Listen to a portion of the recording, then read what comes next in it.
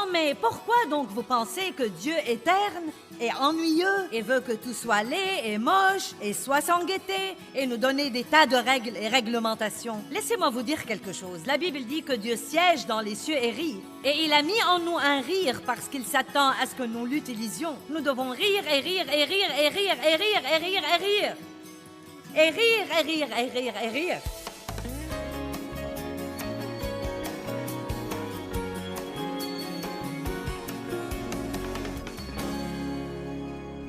Dites à Dieu ce dont vous avez besoin. Il veut écouter vos prières.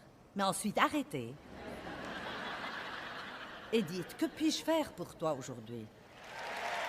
Comment puis-je être une bénédiction aujourd'hui? Poursuivez la sainteté. Mettez les aspects où vous avez des problèmes devant Dieu et dites, je ne veux pas rester comme ça, tu dois me changer, Dieu. Change-moi, change-moi, change-moi, aide-moi, aide-moi. Ensuite, prenez ces aspects particuliers, l'impatience ou quoi que ce soit, et étudiez la parole de Dieu sur ce plan, et fiez-vous au Saint-Esprit pour vous changer. Et arrêtez de dire, eh bien, je vais à l'église. Eh bien, c'est génial, allez à l'église. Mais croyez-moi, rien ne remplace votre étude personnelle et votre temps privé avec Dieu. Vous devez vous entendre avec Dieu et commencer à faire ce qui est important pour Dieu.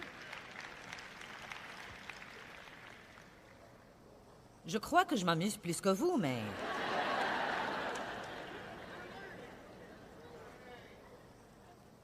Vous voyez, je crois que vous voulez faire ce qu'il faut. Sinon, vous ne seriez pas ici ce soir. Les gens ne prennent pas le temps à venir à quelque chose comme ça s'ils ne veulent pas faire ce qu'il faut. J'ai donc une responsabilité devant Dieu de vous dire ce que je crois qu'il veut que vous écoutiez et de vous donner ce dont vous avez besoin et pas nécessairement ce qui fait du bien à votre chair.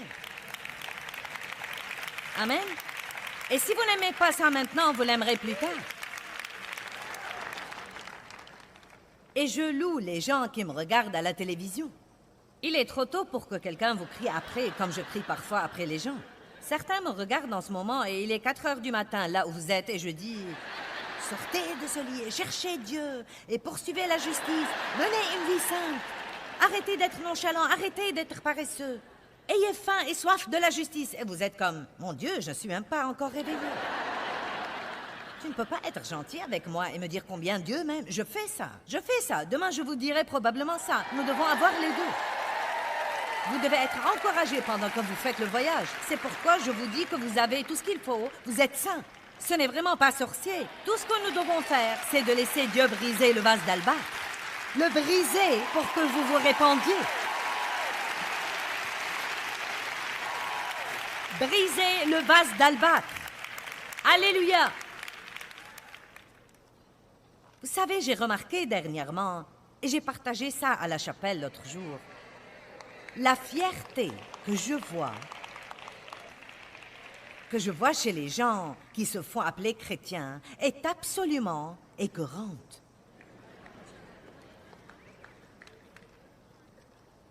N'essayez pas de me dire que faire. On vous corrige à l'église, vous quittez et vous allez trouver une autre église.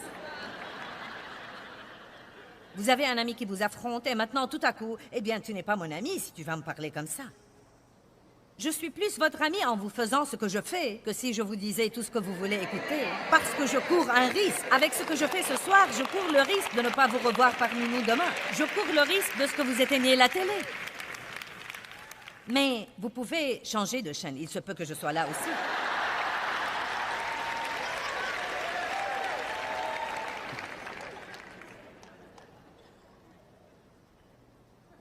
Et je vois ça toujours en moi, et j'en ai horreur. Donc, vous savez ce que j'ai fait la semaine dernière? J'ai encore une fois sorti mon livre classique d'Andrew Murray sur l'humilité, et encore une fois, j'ai lu et j'ai étudié. Vous savez pourquoi? Je ne vais pas supporter cet esprit stupide de fierté, parce que la fierté nous abaissera, mais l'humilité nous exaltera. La Bible dit que nous devons revêtir l'humilité, la même humilité qu'avait Jésus-Christ.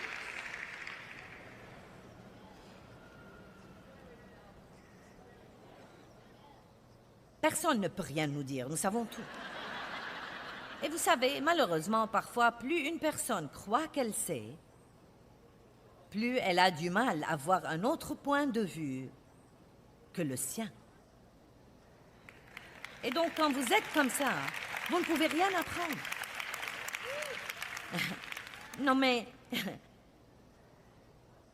Quelle différence y a-t-il entre un pécheur et un pécheur qui va à l'église?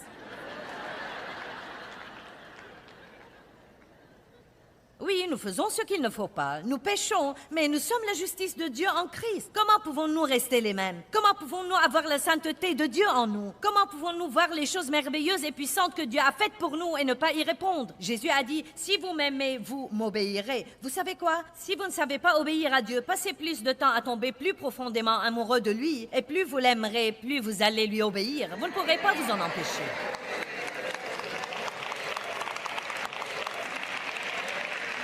C'est pourquoi la vie sainte vient de la relation avec Dieu et non pas des règles et réglementations.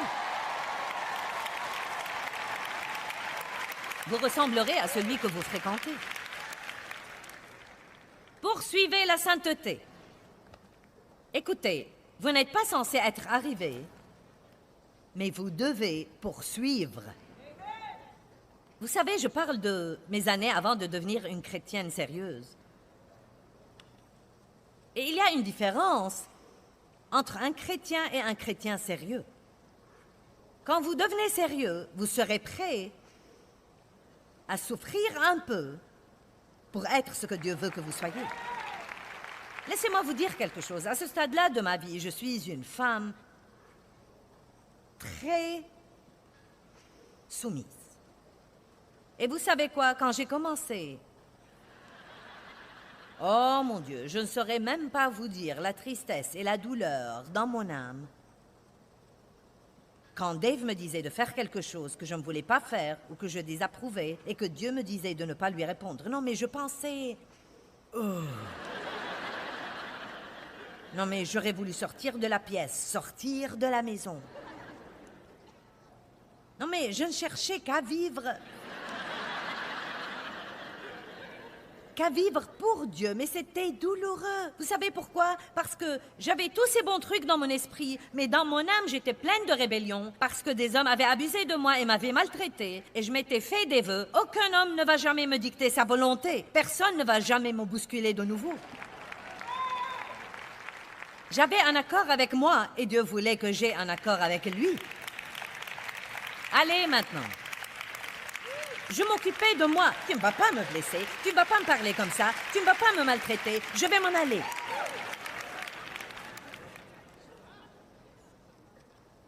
Et ça m'a pris des années. Mais je poursuivais. Au moins, je poursuivais. Non, mais je n'ai pas dit, eh bien, tu sais, c'est en fait mon complexe et c'est, tu sais, la grâce de Dieu est suffisante, le Seigneur soit loué, je vais à l'église.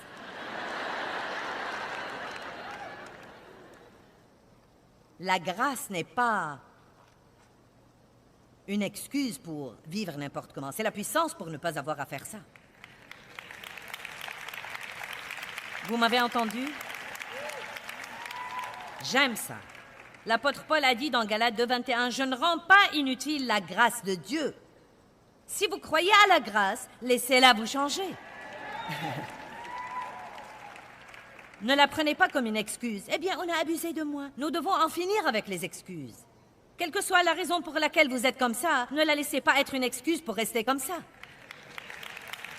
Ne vous inquiétez pas de ce que font tous les autres. Faites ce qu'il faut dans votre vie pour que Dieu puisse vous bénir. Donnez vous-même l'exemple. Ouvrez vous-même la voie. Que votre comportement soit pieux. Et je me prêche aussi. Je ne vous prêche pas uniquement. Maintenant, une des choses qui m'a extrêmement inquiétée pendant les dernières années est le manque d'amour que je vois parmi les chrétiens. L'amour vrai et le manque de travail, de tendre la main et d'aider les pauvres et les nécessiteux. Et cela ferait une autre série de 12 parties. Nous devons lire Jacques chapitre 2, verset 14. Jacques 2, 14. À quoi bon, mes frères, dire qu'on a de la foi si l'on n'a pas de bonnes œuvres qui en témoignent? La foi peut-elle sauver dans ce cas? Eh bien, nous ne sommes pas sauvés par les œuvres, Et nous devons à tout prix éviter les œuvres de la chair ou notre énergie qui essaye de faire le travail de Dieu. Je ne peux pas me sauver, je ne peux pas me sanctifier, je ne peux même pas vraiment me changer. Dieu doit travailler dans ma vie et me changer, mais je dois vouloir toutes les bonnes choses et je dois les poursuivre agressivement. Et donc, si je possède le bon genre de foi, cette foi produira des œuvres, de bonnes œuvres. À quoi bon dire qu'on a de la foi si l'on n'a pas de bonnes œuvres? Verset 15. Si un frère ou une sœur n'ont rien à se mettre et pas de quoi manger tous les jours, et que l'un de vous leur dise « Allez en paix, mettez-vous au chaud, je prierai pour vous. »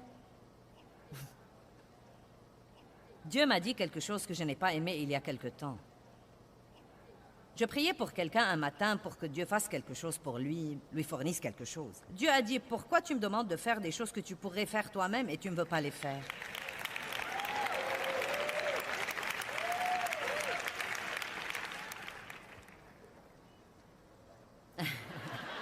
Père, je te demande de fournir un matelas pour sœur Suzy, parce qu'elle dort sur le plancher. Eh bien, va lui acheter un matelas. J'ai d'autres plans pour cet argent. Je ne peux pas me permettre ça. Eh bien, va trouver 10 autres chrétiens qui meurent d'ennui.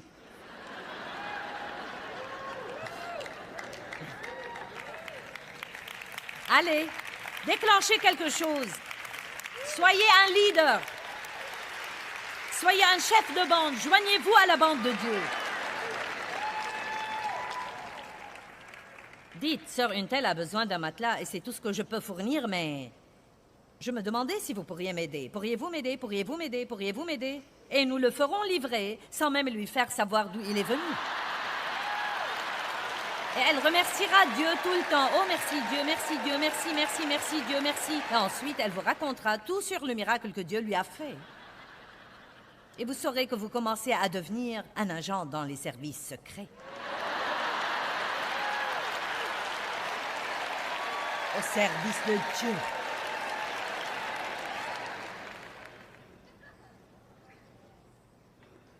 Mettez-vous au chaud, soyez repus. Quel bien ça ferait. Verset 17. De même la foi qui n'aurait pas d'œuvre, des actes d'obéissance pour la soutenir, est dénuée de puissance par elle-même. Vous voyez, c'est ce que nous... Bien, donc, par la grâce, je peux arriver au ciel, mais ma vie n'aura aucun effet sur quelqu'un d'autre quand il n'y a pas de bonnes œuvres et de bons fruits qui en font partie.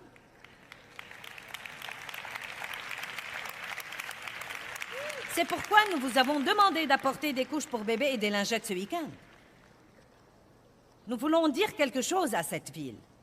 Nous ne sommes pas venus ici juste pour être religieux et essayer de prendre de tous les croyants ici à Minneapolis. Nous sommes venus pour faire un dépôt dans votre ville. Nous sommes venus pour aider les pauvres et les nécessiteux. Et je ne veux pas que vous arrêtiez ça après notre départ.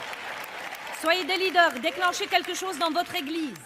Faites quelque chose en plus de défiler à l'église 3 fois par semaine et réchauffez le banc avec votre postérieur. Faites une bande de croyants et attaquez la pauvreté dans la ville. Allez! Je fais partie d'une bande. Peut-être que nous n'aurions pas eu tant de problèmes avec les autres sortes de mauvaises bandes si nous avions quelques bonnes bandes à l'église. Oh, maintenant je prêche. Pas étonnant que le monde ne nous prête pas attention. Il doit voir quelque chose. Voir quelque chose. Voilà les choses qui arrivent quand vous prenez des mesures. Une dame s'est montrée avec 2 caisses énormes de couches pour bébé. Et c'était les conteneurs que vous ne pouvez pas acheter dans un magasin. On lui a demandé où elle les a achetés. Elle a dit... Je savais que vous alliez les recueillir quand vous viendrez, car vous avez mis ça sur votre site web. Et elle a dit, il se trouve que je travaille pour un fabricant de lingettes et de couches. Maintenant, regardez. Donc, elle a dit, j'ai raconté à mon patron ce que vous faites, et il a trouvé que c'est si génial que vous veniez ici et que vous veuillez vraiment faire quelque chose d'important pour les gens, dans le seul but d'essayer de les aider. Donc, il va voir s'il peut prendre les dispositions nécessaires pour livrer régulièrement des chargements de camions pleins de couches et de lingettes aux travaux de proximité de cette ville qui en ont besoin. Donc, j'ai déclenché quelque chose. Je suis un leader de bande pour Dieu. J'ai rassemblé ma bande et nous avons acheté toutes les couches pour bébé et les lingettes par ici. Et nous avons fait sensation. Où sont les couches pour bébé? Les chrétiens ont acheté toutes les couches. Que vont-ils faire de toutes ces couches pour bébé? Eh bien, j'aimerais... Désolée de devoir dire ceci. J'espère que c'est pour une autre raison que de les porter toute notre vie.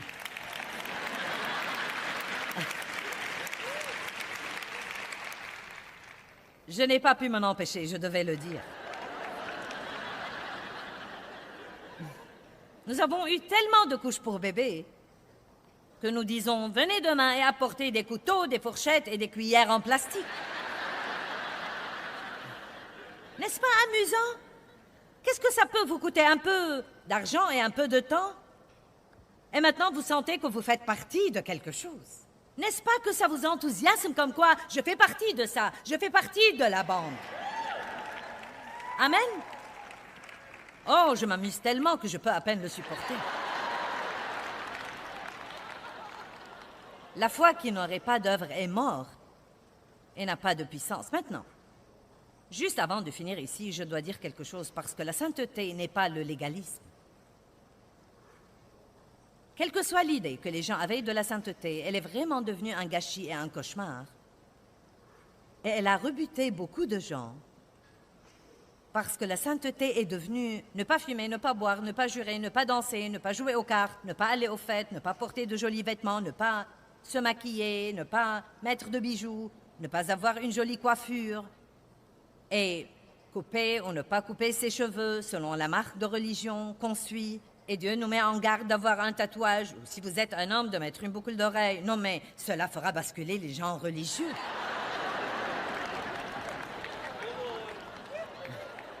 Allez, je suis passée par là, j'ai fait ça. Eh bien, regardez-moi tous ces tatouages.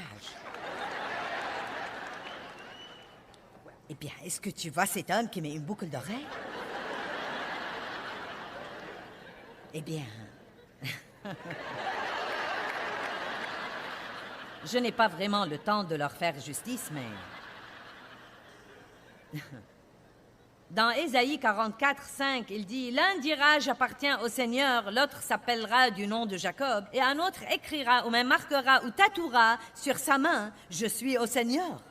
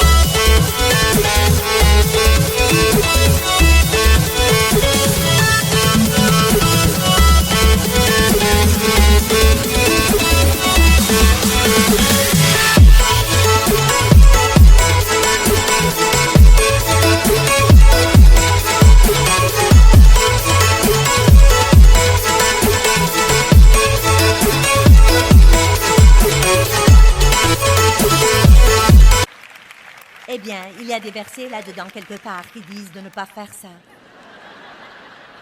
Oui, et c'est dans Lévitique 19, verset 28, cité inexactement, qui dit « Vous ne ferez point d'incision dans votre chair pour un mort, et vous ne ferez pas de tatouage sur vous pour un mort. » Nous choisissons des trucs et nous omettons ce que nous voulons omettre. La Bible dit dans Ésaïe 49 que Dieu a une image de vous tatouée sur la paume de sa main.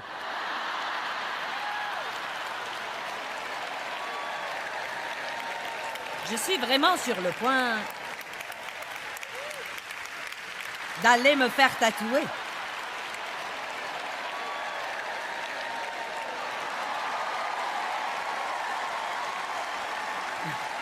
Ici, sur l'épaule. J'appartiens au Seigneur. Vous viendrez avec moi, n'est-ce pas? J'ai pensé que je ferais aussi bien de pousser tous les gens religieux du haut d'une falaise et d'en finir avec eux.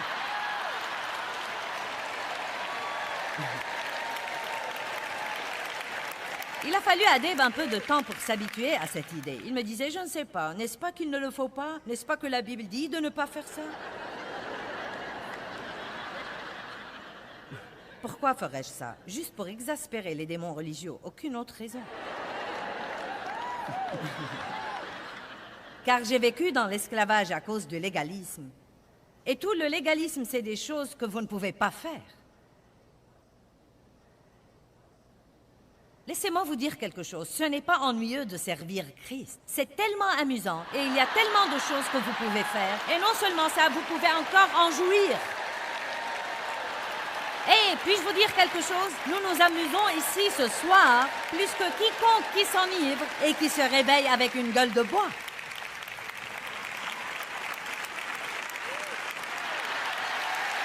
Mais c'est un amusement qui est bon et propre. Et je vous ai fait rire plus que n'importe quel comique que vous n'êtes jamais allé voir et qui raconte des blagues cochonnes.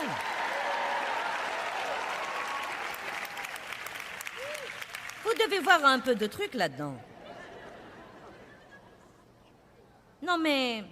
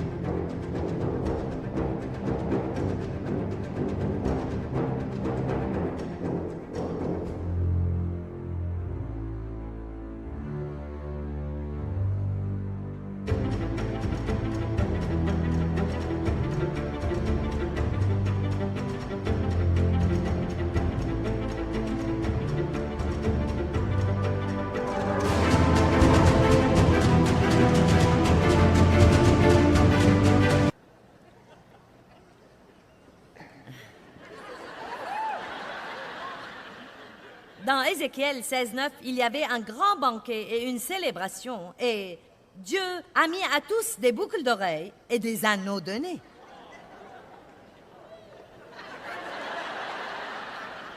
Si je vais vous le montrer, je vais vous retarder. Je vais donc juste vous donner le verset.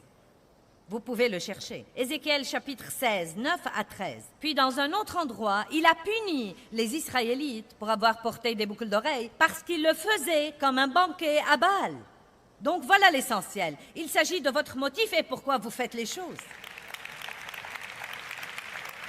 Vous voyez, nous ne pouvons pas regarder l'extérieur de quelqu'un et décider nous-mêmes qu'il est mauvais parce qu'il n'est pas physiquement comme nous, ou ne dit pas les choses comme nous les disons, ou ne teint pas ses cheveux de la couleur dont nous teignons nos cheveux. C'est pourquoi tant de gens aujourd'hui ne veulent rien avoir avec l'Église, car ils ne reçoivent que les critiques. Eh bien, tu n'es pas comme moi. Nous avons besoin d'un changement. Il faut nous secouer un peu. Amen? J'ai dit à Dave, si je décide de me faire tatouer, je vais le faire ici en arrière où personne ne peut le voir. Il a dit, oh, tu le montreras à tout le monde. Et je ferai ça. Je serai sur l'estrade et je dirai, regardez ça.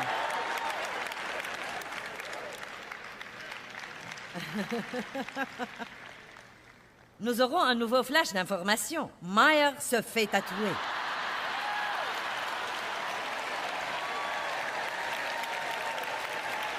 Et j'ai des boucles d'oreilles et de jolis vêtements et je suis maquillée et vous devez être content que j'ai ça. Non, mais pourquoi donc vous pensez que Dieu est terne et ennuyeux et veut que tout soit laid et moche et soit sans gaieté et nous donner des tas de règles et réglementations? Laissez-moi vous dire quelque chose. La Bible dit que Dieu siège dans les cieux et rit. Et il a mis en nous un rire parce qu'il s'attend à ce que nous l'utilisions. Nous devons rire et rire et rire et rire et rire et rire et rire. Et rire et rire et rire et rire. Nous devons donc poursuivre la sainteté. Nous devons ajouter des œuvres à notre foi. Nous devons comprendre que nous sommes le panneau d'affichage de Dieu. Les gens veulent vous voir heureux. Les gens ont besoin d'être heureux. Ils n'ont pas besoin d'un groupe de gens qui se font appeler chrétiens, qui ont l'air d'être baptisés dans le jus de pruneau.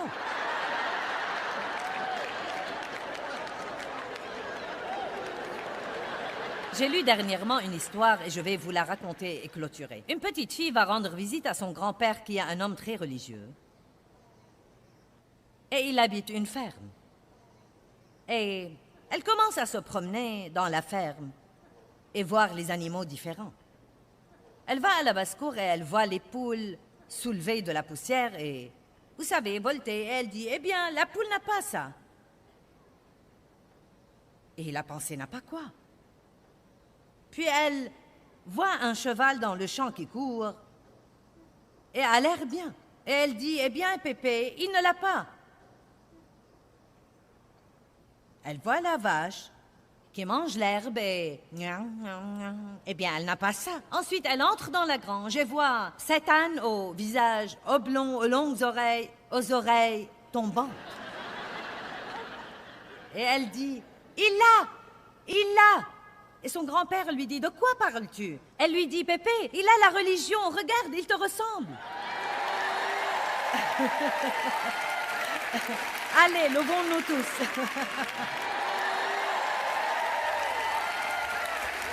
Oh, vous ne sentez pas qu'une brise fraîche vient de souffler et... Amen, amen, amen, amen, amen, amen, amen. J'espère et je prie que l'enseignement d'aujourd'hui vous ait donné une nouvelle perspective sur ce que veut dire poursuivre la sainteté. Rappelez-vous maintenant, notre obéissance à Dieu n'est pas l'histoire de suivre une réglementation, mais l'histoire de désirer d'avoir une relation réelle avec Dieu. Et plus votre relation avec lui est profonde, plus votre obéissance sera grande.